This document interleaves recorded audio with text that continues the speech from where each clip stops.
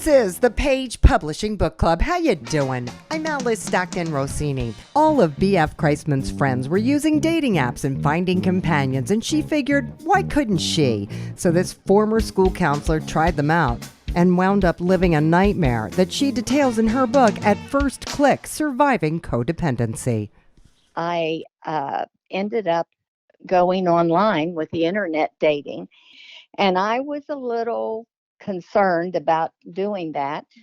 But I had been divorced twice, and I thought, well, this will be a good way to screen people.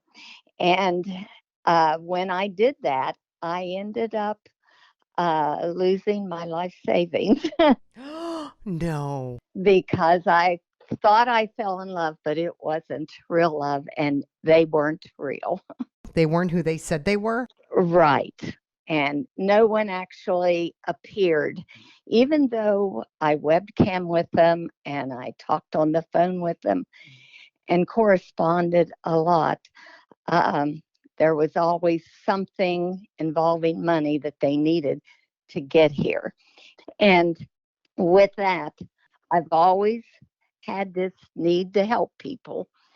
And evidently, I trusted and believed because they got to me by using my faith in God. And, that was how they were able to pull me You never met this guy in person?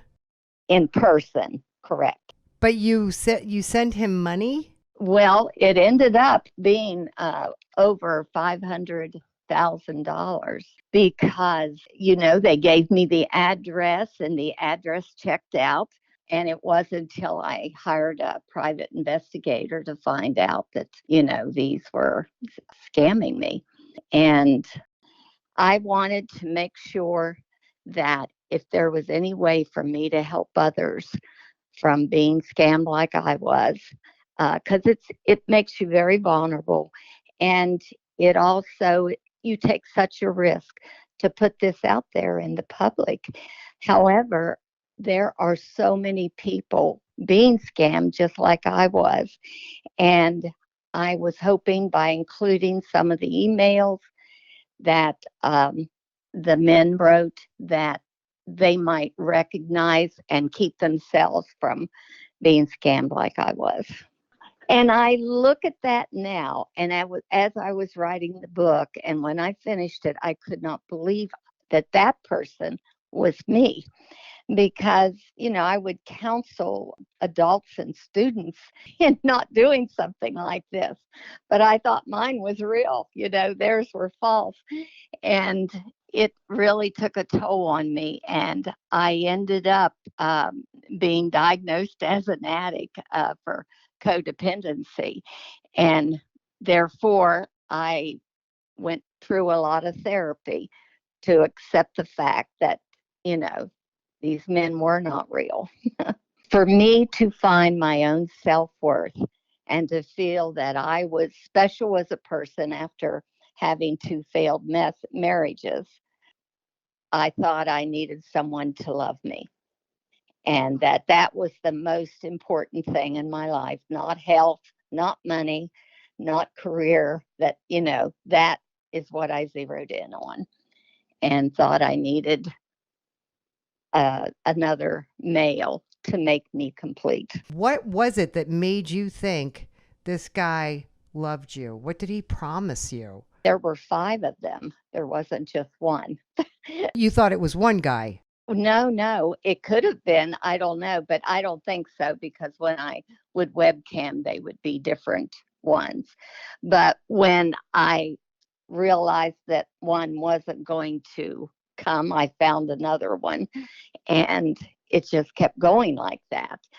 But what made me realize that this person was not going to show up or make my life complete was simply that my son found out that, I was corresponding with someone overseas, and they sent something to the house. And he basically said, you have 24 hours to decide to tell me what's going on, or you may lose your son after 38 years. And of course, I told him the next day what was going on. And fortunately, where he worked, he had a counselor to work with employees. And it was that counselor that suggested that he tell me to get some help. And when I walked into the counselor's office that worked with me, if I only had $100 on me, I told her, I would give it to this person. I was that much in belief that he was going to show up at my door any day.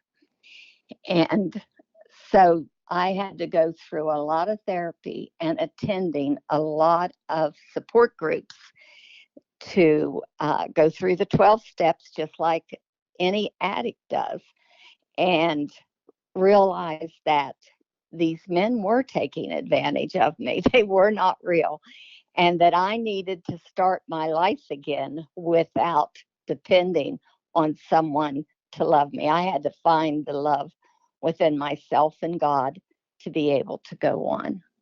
Well, at least you were able to do that, right? Thank you so much for sharing your story. Having a midlife crisis? Well, Darren Lyons, a writer, speaker, and training coach in Oklahoma City, went through his crisis and came out triumphant. He had some health issues, but made a successful transition that he talks about in his book, With Worn Out Tools, Navigating the Rituals of Midlife. I actually had someone who struggled with their weight their whole life, diabetes, and I lost a lot of weight, 265 pounds actually, but I didn't lose it in enough time to save my legs, and I had to have my first below knee amputation. And my story really is about that whole journey of going from being a corporate executive to being a below knee amputee, and now I'm a double below knee amputee. Luckily, I did lose that weight because had I not lost the weight, I don't know if I ever would have got out of bed with my prosthetic legs, but I didn't lose it in enough time to save my legs. Wow, Darren. So you're writing this book to help people with diabetes or just to help people in general navigate midlife? Alice, it is really about helping people, whatever they're going through, whatever that comeback is, right?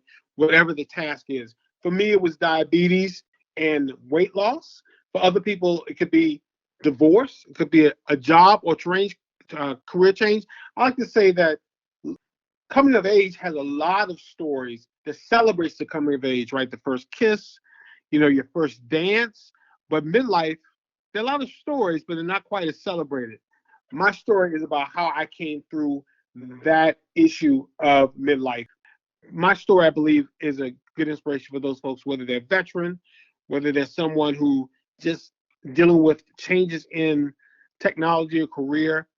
I was director of global customer care for a large retail organization, and I had the chance to travel the world. And in 1 year, I would celebrate my 50th birthday with friends and family to being a below knee amputee. Is the hardest part accepting what's happened? That's a great question. And what I've learned, especially during this pandemic, is that you don't necessarily get through it. You get through it all the time, over and over. It's like waves you go through. I had to find a way to believe that there was something I was living for. And if you're a spiritual person, that God has a plan for you because you're still here. But also, I started to build a business to give myself hope, something to do, something to give me a goal every day. And really getting those rituals together. That term ritual means a lot to me because it gets to the habit of getting up every day and having a goal for the day and accomplishing that goal. And then looking for the hope and looking for the real light in every situation. And, doing some of the healthy things like talking to a therapist about those things. Sometimes as men, we don't want to open up about our feelings, but that's a very healthy thing to do. But just searching for that hope and remembering that you had all these things that happen, but you need to move forward. You need to continue to work on moving forward. And the belief that there's a bigger plan for you, even with what's going on. That somehow it's all going to work out, that somehow it's all going to be worth it. You got to believe. Now, you're counseling people on a regular basis now, correct? Well, I'm coaching people, yes. Yeah. So are you able to use this book as kind of a guide for them? No, I'm actually selling my book more through um, Facebook and through Instagram and LinkedIn. Through podcasts, I've got a network of podcasts that I've talked with people in reference to my book. I also have had some clubhouse rooms where I've been able to talk about my book as well. You know, there's a lot of people interested in this whole concept of midlife and how you navigate all the trials of midlife. And I found that there are people who are very interested in having a discussion about that. So I've used Clubhouse to do that, to have those discussions as well. All right, Darren, very good. That's exactly what it takes. Dr. Dominic Casoni, a clinical psychologist and professional counselor who's worked with children with disabilities for 4 decades, has written a sort of encyclopedia for parents with autistic kids entitled Autism, a Practical Guide for Parents. And believe me when I tell you, his guide comes straight from the heart. I am the father of 2 special needs children. My oldest child is 51, and she was born in 1970 when they thought autism was what they used to call mentally retarded. Now it's called mentally challenged. And they gave her an autism spectrum disorder diagnosis called PDD, pervasive developmental disorder. They said she was retarded. They said she had a learning disability, speech problems, and so forth. And there were no services for children with autism back there. They thought they were either schizophrenic or they were just in some way psychiatrically impaired. And they used to treat them like that. And unfortunately, they put them in mental institutions, children, and keep them there and do crazy experiments on them. But anyway, so so my need was my own need. So here I am, a clinical psychologist, child psychologist, working with children, and my first child is special needs. So I had to come up with these kinds of things to help her. And so what I've done, she's 51 now. So when she was a little girl, I had a practice in autism in Pittsburgh. I treated autistic children. I owned a behavioral health rehab program. I was a co-owner. So I treated these kids, and so I came up with all these different ways to deal with children functionally. For example, when we talk about autistic children, there's no such thing. That's a lie.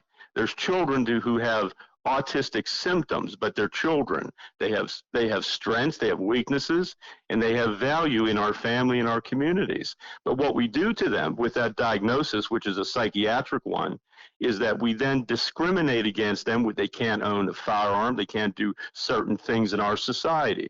Well, in my research, I find that autism is not psychiatric. It's a political thing that they do so you can be paid to the insurance company. If you go down a list of the symptoms of autism, echolalia, stimming, social problems are not psychiatric. Jumping around, flapping, and so forth are not psychiatric. They're behavioral.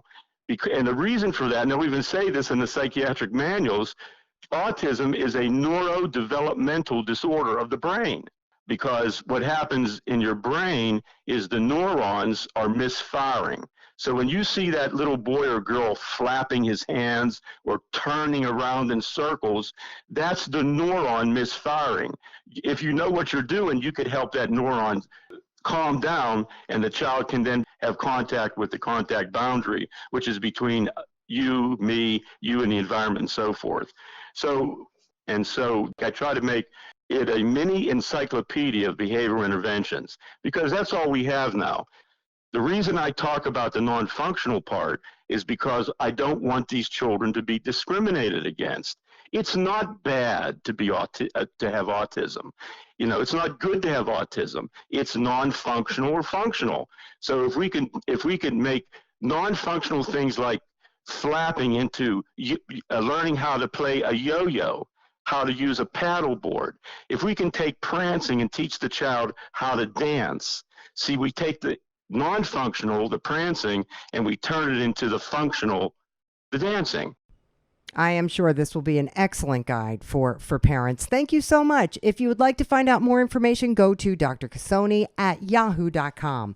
Michael Scott lives up on top of a mountain in Oregon after a career in construction morphed into selling paintings, artwork, and writing books like the one we're going to talk about right now. It's entitled The Book of Letters. To be honest with you, this book was inspired when I was doing a video with my daughter for the TV show Alone, where they head out into the middle of nowhere and they live alone and have to do a survival thing. Well, that one year they wanted to do father and daughter teams. And so we went out and submitted a video that we made literally at a 3-day break in a snowstorm. Did you get picked? No. My daughter, it was the first time she had ever really gone out on a survival thing for me. So our video was a little bit hokey, but that's what inspired me is I thought, what if she really was thrown in this situation? So that's when the book started formulating. It's the first book in a trilogy, and it's the story that begins in the Orwellian dystopia and in the city of Portland, Oregon, where the main character, Alice, finds out a secret about her birth, and it forces her to escape the city and flee into the Oregon wilderness, where she knows nothing of survival. And the only thing that she has is a book of letters that her great-grandfather wrote to her and a mysterious case that has a dulcimer in it, but when she gets out, she finds that it becomes more than what she thought it was. So, yeah, the mountain dulcimer breaks down into a repeating bow, and the case breaks down into a bunch of survival items that she needs. Okay. And I guess the letters, it's called the Book of Letters, so they play a big role. Yes, they do. In fact, there's even at the back of the book, part of the book, and it's known as the Principles of Survival. The letters are a book of notes that he's written about wilderness survival, or how to jumpstart a car, or how to fix wounds, or edible plants, things of that nature. This book leads into the second one, which is getting ready to go to the editors as we speak. So this one picks you up in Portland, Oregon, and leaves you just before she is ready to cross I-5 and head towards Central Oregon. She picks up a cast of characters along the way that play different roles. But yeah, she is the main character. And then along the way, she picks up just different people that start playing different roles in the whole storyline. There's several that end up playing large roles, but to say who they are kind of gives away the surprise when they suddenly pop up in this scenario. So we've been getting great reviews on the book. So everybody's liked the surprised characters. So got a cast of family members across the United States and friends that have all been getting their copies of the book and then posting on Twitter and on Instagram and on Facebook. And that's where a lot of the reviews have been coming in, is from the Twitter accounts and all of that. And so, and where I live, social media is a little difficult. So, Well, I bet, just getting a signal is difficult, right? yeah. And usually I have to drive into town to get a signal or to do anything very electronic. So, Well, I'm surprised, like your phone call's very clear. So, well, I'm actually using another guy's phone because he gets a better signal than I do. So we raced down the hill and I grabbed his phone. So, all right, Michael, thank you.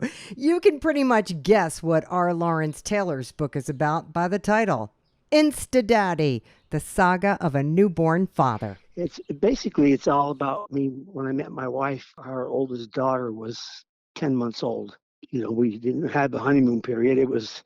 We got married and I was a dad. How'd that go? It wasn't too bad, thankfully, she was young enough that it really didn't have a lot of trouble like some people might with older children.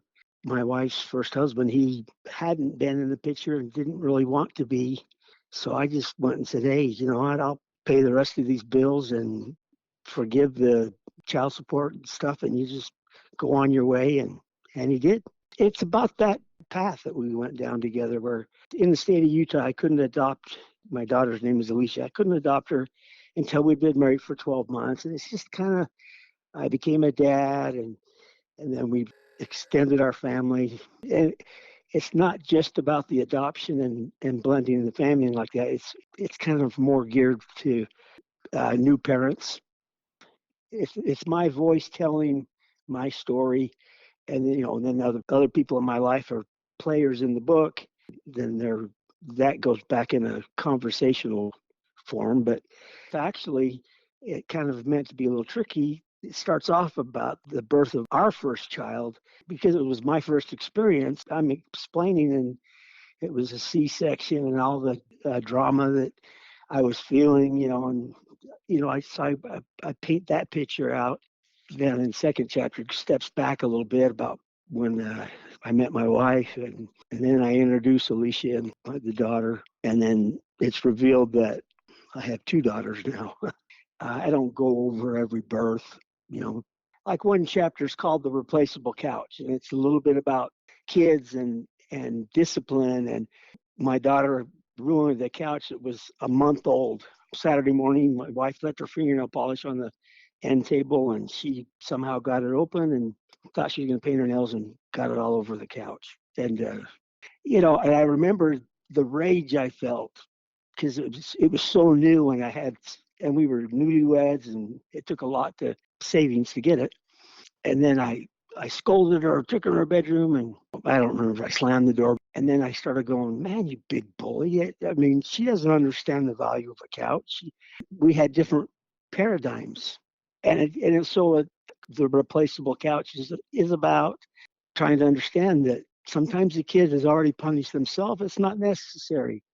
A silly story, the same child, back in the day when cars could be popped out of gear, she popped it out of gear and it rolled down our sloping driveway and hit a little boy and went through the neighbor's fence. Oh my goodness. By a miracle, the kid, he had the tread mark across his side ribs, and he was on a new bike that I replaced, but he was fine. I don't know how he didn't get hurt. And thankfully, this was nowadays with everybody being so litigious, it could have been really ugly. But they came over, and I was dreading for them to come home. This was before cell phones, so or about the time they came out. But I knew the kid, so I gave him a little hug. I said, "Oh my gosh, I'm so glad." And I talked to the parents, and I said, "Hey, gosh, what can I do?" And they said, "Well, I paid for the ambulance and the ER visit and bought him a new bike, and they were whole, thankfully."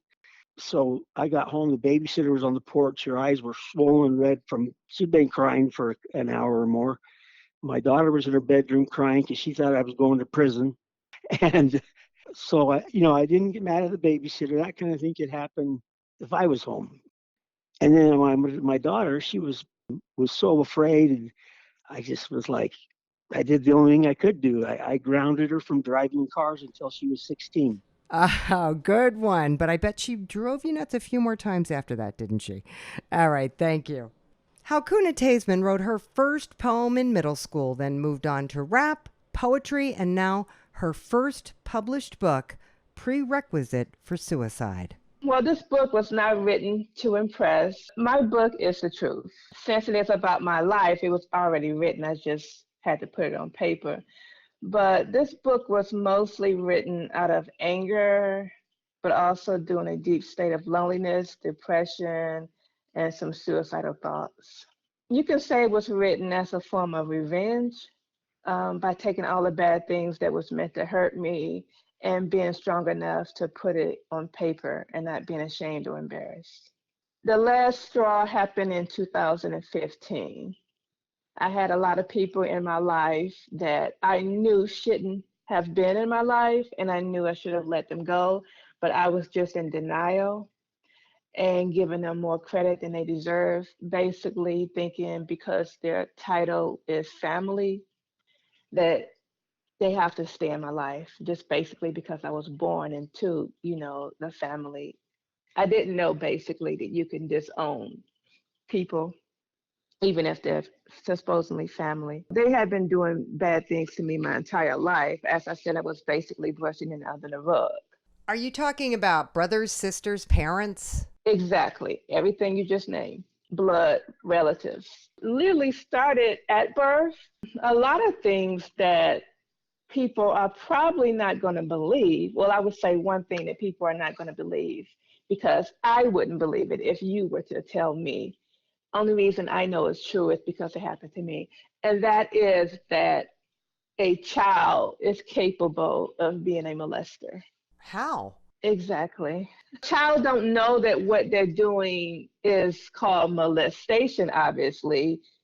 They do know that they're doing something they shouldn't be doing, but they don't know the seriousness of it, obviously. But I can say from experience, it's definitely possible because not only did it happen to me, but I've also done it to other children. How old are we talking? Let's just say toddler age. If you were to tell me that, I would not believe it. So I know a lot of people listening to this right now are not going to believe it. But like I said, a lot of things in my book you are not going to believe. You obviously work, you take care of yourself. How did you find your way out of this? Good question. I also talk about that in my book. No, I'm just saying, no, you obviously worked through it, but it sounds like you had a lifetime of sexual abuse. You were abused, you were abusing others. Exactly. I talk about that in my book, and it's called a cycle. It's a cycle that starts and continues until eventually it stops. I like to assume that if I was a guy, that I would have grew into a rapist.